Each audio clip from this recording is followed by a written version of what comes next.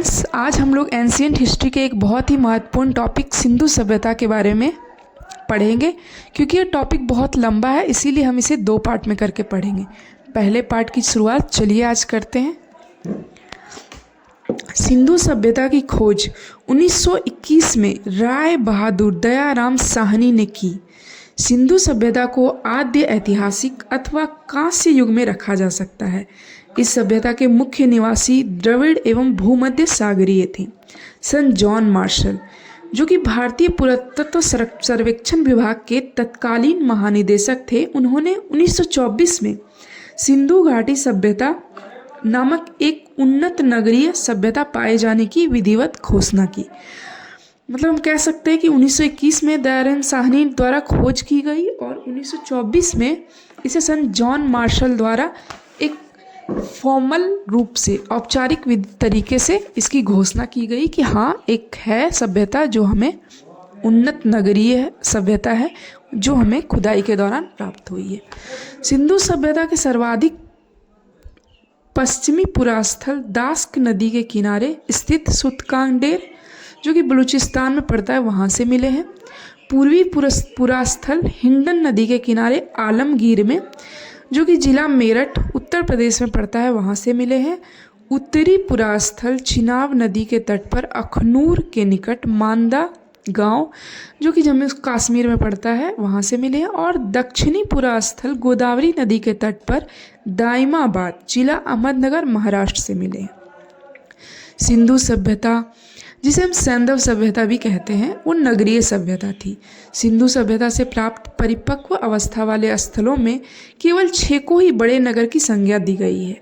ये 6 नगर हैं: मोहनजोदड़ो, हड़प्पा, गनवारीवाला, राखीगढ़ी, धौलावीरा एवं कालीबंगन। स्वतंत्रता प्राप्ति के पश्चात हड़प्पा संस्कृति के सर्वाधिक स्थल गुजरात में खोजे गए हैं। लोथल एवं सुतकोटदा सिंधु सभ्यता का बंदरगाह था। जुते हुए खेत और नक्काशीदार ईंटों के प्रयोग का साक्ष्य कालीबंग से प्राप्त हुआ है।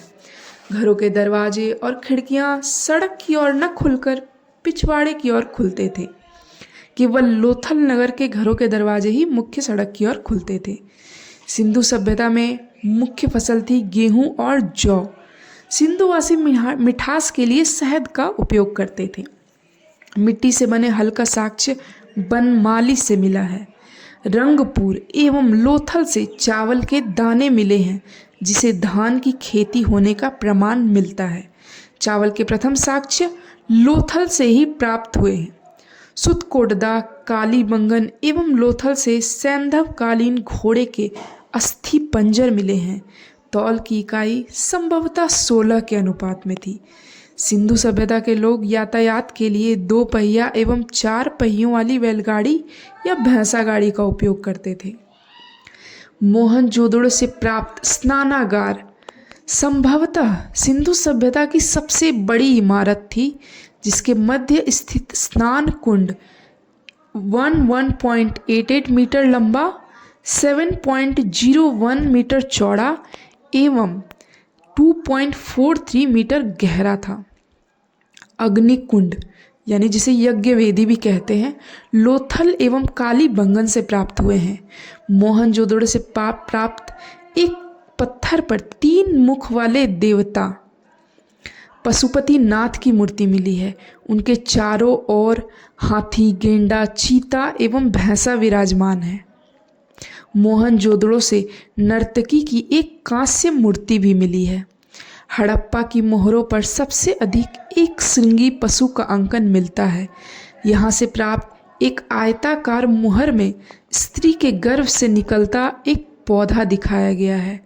मनके बनाने के कारखाने लोथल एवं चन्हूदड़ो में मिले हैं। सिंधु सभ्यता की लिपि भाव चित्रात्मक है। यह लिपि दाईं से बाईं ओर लिखी जाती थी। जब अभिलेख 1 से अधिक पंक्तियों का होता था तो पहली पंक्ति दाईं से बाईं और दूसरी बाईं से दाईं ओर लिखी जाती थी। इसे सामान्य शब्दों में अगर आप समझें तो एक जिगजैग के पोजीशन में सिंधु सभ्यता की लिपि लिखी जाती थी। सिंधु सभ्यता के लोगों ने नगरों तथा घरों के विन्यास के लिए ग्रिड पद्धति अपनाई थी। तो ये थे कुछ आज के इम्पॉर्टेंट फैक्ट्स। हम अगले पार्ट में अगले इम्पॉर्टेंट फैक्ट्स को जानेंगे। Thank you.